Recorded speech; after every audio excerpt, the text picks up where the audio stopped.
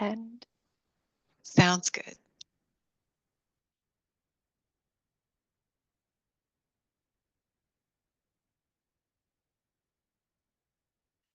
Okay, so we'll go ahead and get started. So welcome to today's session of Dear Editor. It's an educational series from the Research Medical Library where we discuss topics on scientific writing and publishing. After today's session, we'll share our slides and a handout with more resources. We are also recording the session and we'll send out a link to the recording. You can join the Dear Editor team if you want to access previous slides, handouts, or recordings, or if you just want to continue the conversation. So joining me today is Stephanie, and we're going to talk about flow and some ways that you can achieve it in your writing. So Stephanie will go ahead and take it from here. Thanks, Madison. So, because flow in writing has a lot of different definitions, we thought we would start today by asking, how do you define flow? And you can answer using the link that Madison has put in the chat or using the QR code on the screen. And your answers will be anonymous, and we should see the results in a word cloud here.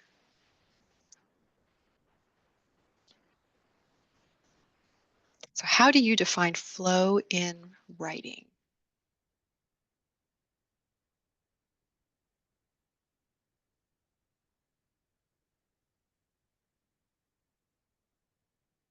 We have some people typing. Making it easy for the reader. I love it. Understandable and logical. Easy to read. Readable. Yes. Yeah, we've got readability, read, easy, understanding. We have the reader mentioned a couple of times. Smooth. Yeah, readable has been mentioned by several people.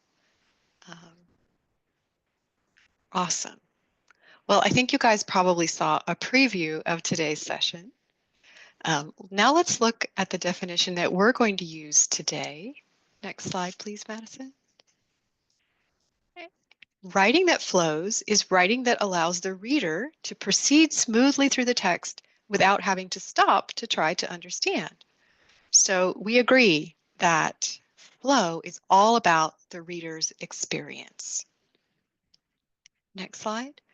So when writing flows, the reader can proceed smoothly through the text, just as our little canoeer person here canoed smoothly down that river. They didn't have to stop and think about which way to go, even when the river branched off into tributaries. They knew exactly where to go. Next slide. So contrast that with how this canoeer is moving down the river. They keep having to stop and think, what's the way ahead? There they had to stop again. Now they proceeded. Oh, they came to a fork in the river. They had to stop again and again. So that makes the trip really choppy. And you don't want your reader to feel like that. Okay. So now back to Madison. Okay, so as mentioned at the top, in today's session, we're going to cover ways to achieve flow in several aspects of your writing. So we'll start broadly with achieving flow on the whole document level, and then we'll move down to achieving flow in paragraphs, and finally we'll end with achieving flow in your sentences. So you're likely already familiar with some ways to achieve flow throughout an entire document. For example, you can apply organizational structures. These include the introduction, methods, and results and discussion sections that are very common in research papers, the specific aims, significance, innovation, and approach sections that are used in NIH grant proposals, chronological grouping of ideas based on similarity, and assertion, evidence, and reasoning essays. So because readers are familiar with these structures, using them helps prepare readers for what to expect in each section and helps give your flow structure or gives your writing flow and structure. You can also use subheadings, which help orient readers to your overall topic and what organizational structure you've used. So using subheadings can be particularly helpful in long sections of text that cover many ideas. For example, if you have a complicated methods section that details lots of procedures, using subheadings to indicate which procedure you're going to be talking about can be helpful for your readers. Using repeated terms throughout the document is another way that you can achieve cohesion and flow. So, one thing that your teachers may have told you in school is that you should use synonyms to make your writing more interesting. And yes, that is true, but if you use too many different words for the same concept, you can actually end up confusing your readers. So, when you use repeated terms to represent the same idea throughout an entire document or even just a paragraph, you can increase cohesion and flow. So let's look at an example. So this block of text is about how fire affects ecosystems and ecological communities around the world. So let's look at how the authors use their key terms. So first, let's look at the use of the term global throughout this block of text. See how the repetition of the word creates a sort of path that guides readers down the page. So repeating the same word for this idea rather than using synonyms helps guide readers through the text and avoids potential stumbles or areas of confusion. So let's look at another key term, herbivore. Now, if you watch the page again, you see how a similar pattern emerges. And again, the reader's kind of guided through the paragraph by the use of this key term. So now here's a visual of all the paths of the key terms in this block of text. So you can see that they work together to guide the reader through the paragraph. And by using repeated terms, the authors have reinforced their main ideas and avoided potential instances of reader confusion. So I want to note that this technique can be used on a document level, but you can also apply it to smaller chunks of text, like individual paragraphs. So as you'll notice throughout today's presentation, some techniques like this one can be applied on both a document level, the paragraph level of the text. Okay, back to Stephanie. So now let's look at some techniques for achieving paragraph level flow. And the first one is one that you've probably heard about before, and that is to use topic sentences. So I'm going to read this paragraph, and as I read, I want you to think about what is the topic of the paragraph. Rapid diagnosis is an essential component of controlling Ebola epidemics, given the nonspecific nature of early clinical symptoms. Following World Health Organization guidelines, testing has relied on RT-PCR-based methods which detect viral RNA in serum or plasma. However, these tests are slow and costly, taking 2 to 6 hours to process at around $100 a test. Testing requires high levels of biosafety, and both samples and reagents must be kept cold or frozen. Sustaining a cold chain has been particularly challenging in the affected countries because of the limited infrastructure, frequent power cuts, and hot climate. So this paragraph is not bad. You can tell it's about testing for Ebola, and it has a lot of technical details in it about the testing. But I think the flow could be improved. Next slide, please. So this first sentence tells us that the paragraph is going to be about rapid diagnosis as an essential component of controlling Ebola epidemics. So that's helpful. But at this point, we don't really know, is the paragraph going to tell us how rapid diagnosis is achieved? Or maybe the paragraph is going to provide some backup for this assertion that it's an essential component of controlling Ebola epidemics. At this point, we don't really know. Then we read on and we come to the second sentence. Testing has relied on RT-PCR-based methods. Oh, okay. So now we know where this paragraph is going. It's going to be about the testing. And then we come to this third sentence with, however, these tests are slow and costly. Okay, so now we have another concept. These testing methods have drawbacks. So we can think, oh, okay, this paragraph, maybe it's going to be about drawbacks of the testing. Or maybe it's going to be about drawbacks and advantages. That's a kind of common structure in biomedical articles.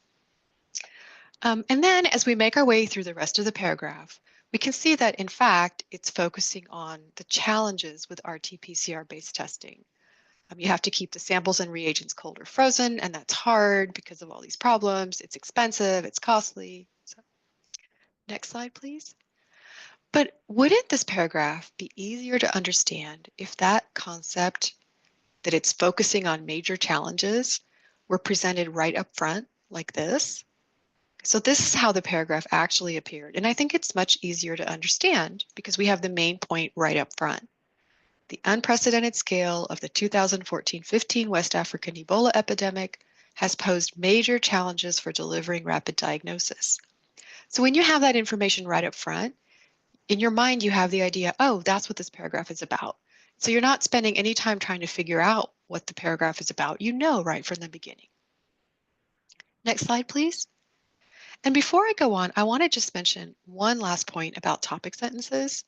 They're usually the first sentence of the paragraph, but not always, because sometimes it's helpful to give a little bit of background information first. So here, the background information is now in a separate sentence at the beginning of the paragraph. Rapid diagnosis is an essential component of controlling Ebola epidemics. And then we have the topic sentence as the second sentence. And I just wanted to mention that because it's totally fine to do it that way. And I think the structure works well here. Another useful technique for achieving paragraph level flow is what's called known to new sequencing. And this means that each time you introduce a new concept, you first show how it relates to the concepts that the reader already knows, the concepts that you've already been talking about. And this short paragraph is going to illustrate how the known to new sequencing can be helpful. So as I read, notice where the new information is appearing. The compact fluorescent bulb has become the standard bulb for household lamps. Until recently, most people used incandescent bulbs in their lamps. Heating a tungsten filament until it glows, throwing off light, is how this type of bulb operates. Unfortunately, approximately 90% of the energy used to produce the light is wasted by heating the filament. Okay, next slide, please. So here in the first sentence, it mentions compact fluorescent bulb and household lamps. And then in the second sentence, we have a new concept, incandescent bulbs. So our brain has to stop just for a moment and think, how do incandescent bulbs relate with what we were already talking about? And then at the end of the sentence, we have lamps, which shows us how this sentence connects with the previous one. And then the same thing in the third sentence. Right up near the front of the sentence, we have a new concept, tungsten filament. And so our brain has to stop for a minute and think, wait a minute, what does a tungsten filament have to do with all the stuff I was just reading about? And then at the end of the sentence, we have, oh, okay, it's how this type of bulb operates. So that explains how it's related. And then the same pattern happens in the last sentence of the paragraph. So every time we come to a new sentence, we're hit with a new concept and we have to mentally fit it in with what we already know about. So the paragraph feels choppy. Okay. Now let's look at the paragraph reworked with known to new sequencing. I think it's a lot easier to understand. The compact fluorescent bulb has become the standard bulb for household lamps. Until recently, most lamps used incandescent bulbs. This type of bulb operates by heating a tungsten filament until it glows, throwing off light. Unfortunately, heating the filament wastes approximately 90% of the energy used to produce the light. So you can see that starting with what the reader already knows and then adding the new concept makes the text much easier to read.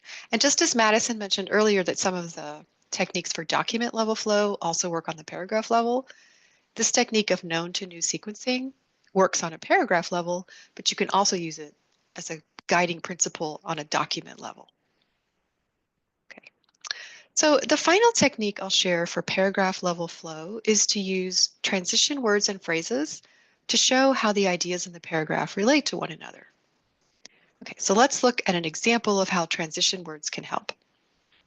This study was not able to discern the biologic pathways by which sugar-sweetened beverage consumption was associated with adverse liver outcomes. Potential pathways include the following. Now, I want you to notice if you can tell where the discussion of one pathway ends and the next begins. Sugar-sweetened beverages are associated with obesity, and obesity is a risk factor for liver diseases. However, adjustment for BMI or waist-hip ratio did not alter the estimates meaningfully. High intake of sweetened beverages may lead to rapid and dramatic increases in blood glucose, further resulting in insulin resistance, a risk factor of liver cancer and liver diseases. Sugar-sweetened beverages are associated with liver fat accumulation.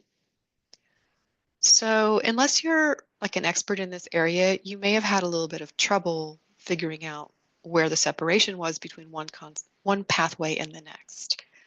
But let's look at this with transition words inserted. Next slide, please. So if we have first, second, and third dropped into the text, it's super easy to tell where the discussion of each pathway begins. And we can see that that sentence that starts, however, adjustments, that was actually part of the discussion of the first pathway. It wasn't a new pathway.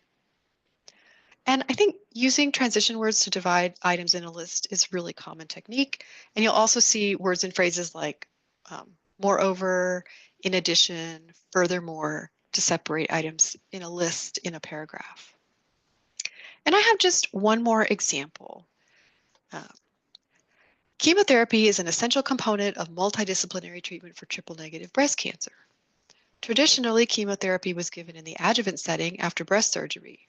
For women with stage 2 or 3 triple-negative breast cancer, preoperative or neoadjuvant chemotherapy is now preferred because it facilitates surgical downstaging.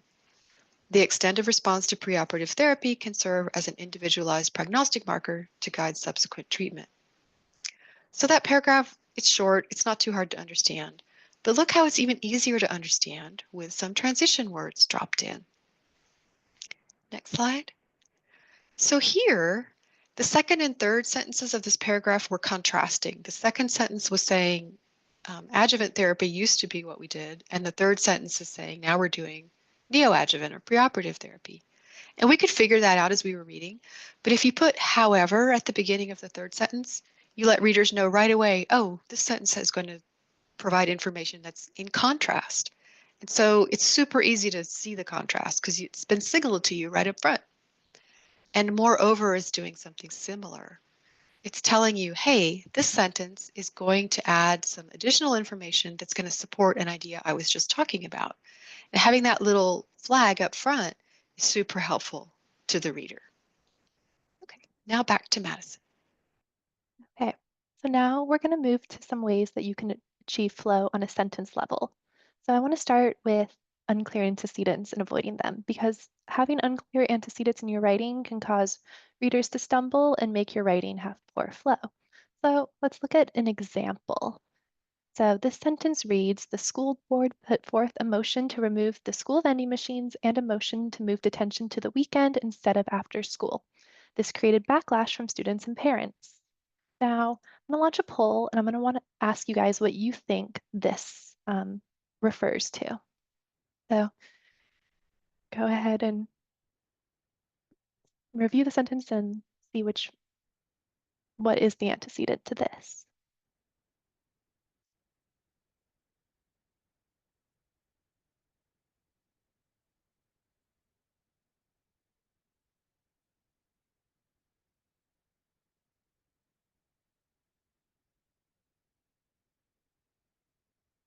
Okay.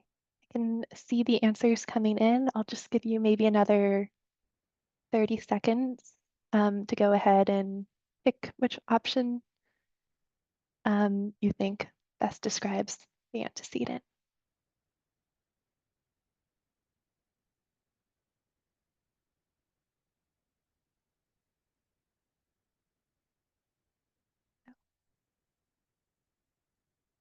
Okay, so I'm going to go ahead and share the results. And as you can see, the results are pretty split. There's a slight majority of people who think that this refers to both motions, but overall, the results are pretty spread across the board, which I think illustrates the importance of using clear antecedents and the danger that an unclear antecedent can cause. So here we don't really know whether the authors meant to refer to one motion or both motions. So the reader might stumble and not really know what they're referring to unless it's been mentioned in another sentence and they have to kind of go back and look for the right answer. So you want to try to avoid this in your writing. So typically to avoid this issue, we recommend using a summary noun with this or this other similar words that, those, and these. So we could revise this sentence to a more clear sentence by um, adding a summary noun with this. So for example, we can revise the sentence to say the school board put forth a motion to remove the school vending machines and a motion to move detention to the weekend instead of after school. This proposal to move detention to the weekend created backlash from students and parents. And again, there was no right answer to that poll. It was just to see what you think. So you could have also written both motion or created backlash from the students and parents. So let's look at another example. So we have this sentence that reads, in that trial, patients treated with surgery were significantly younger than patients treated with radiation. Moreover, a lower percentage of them had comorbid conditions. So in this case, it's unclear who them refers to. Does it refer to the patients treated with surgery or the patients treated with radiation? So similarly, we're going to want to clarify who them refers to in our sentence.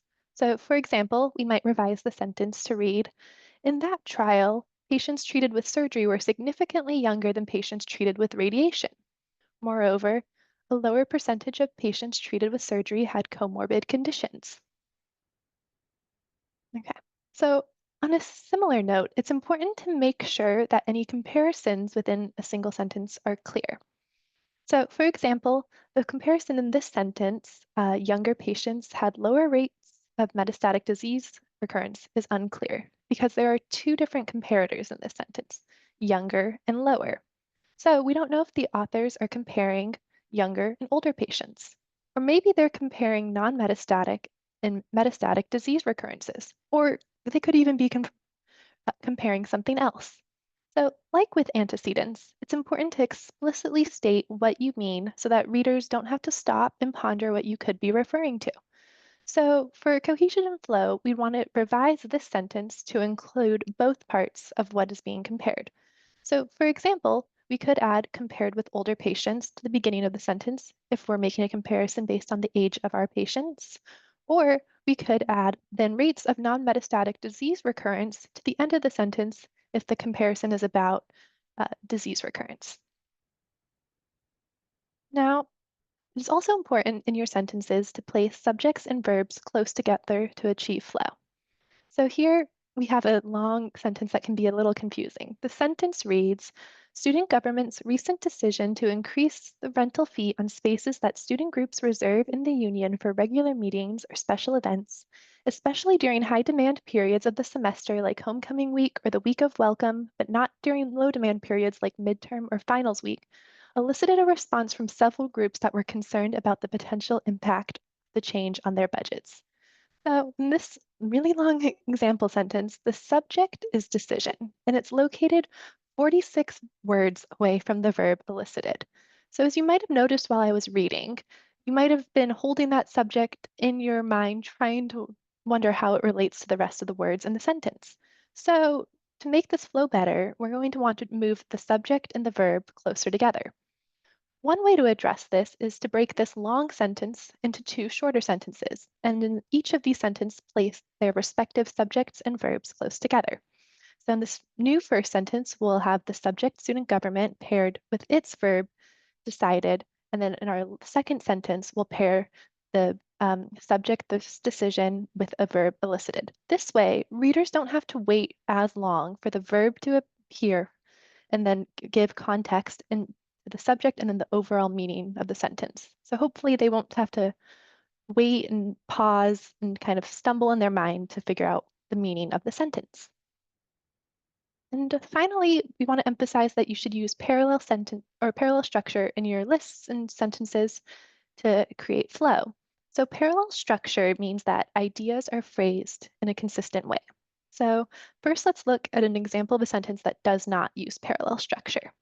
So this sentence reads, as a result of the above study, this report suggests that the team should redesign the intake protocol for patients with a stage 1 cancer, an evaluation of the comprehensive care procedures currently in use, and determining both the theoretical and actual costs associated with such a change in procedure.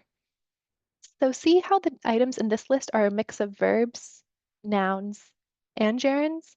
So it would be better to use only one of these formats for each item in the list. So for example, we could use all verbs, and the sentence could read, as a result of the above study, this report suggests that the team should redesign the intake protocol for patients with a stage 1 cancer, evaluate the comprehensive care procedures currently in use, and determine both the theoretical and actual costs associated with such a change in procedure. All right, and with that, we've covered all the techniques that we're going to talk about today to achieve flow in your writing. I want to open the floor for questions if you guys have any about the techniques we presented or other things related to flow. And we've also put in the chat a link to the team for the Dear Editor series. And there's also a link to the calendar for the Research Medical Library that has the dates and descriptions for our upcoming educational programs. We hope you'll join us for those.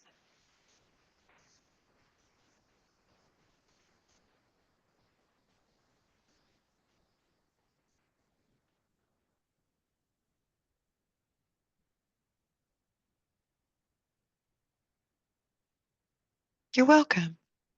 We figured probably some of these tips you had learned in school, but it never hurts to hear them again.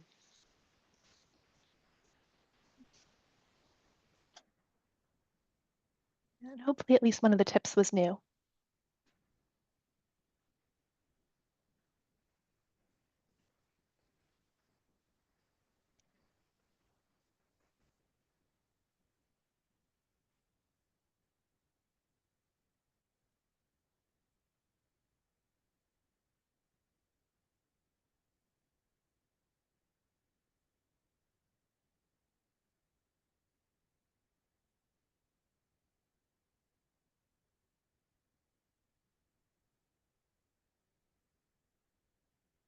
All right, I guess we'll wrap it up. I'm going to go ahead and stop recording.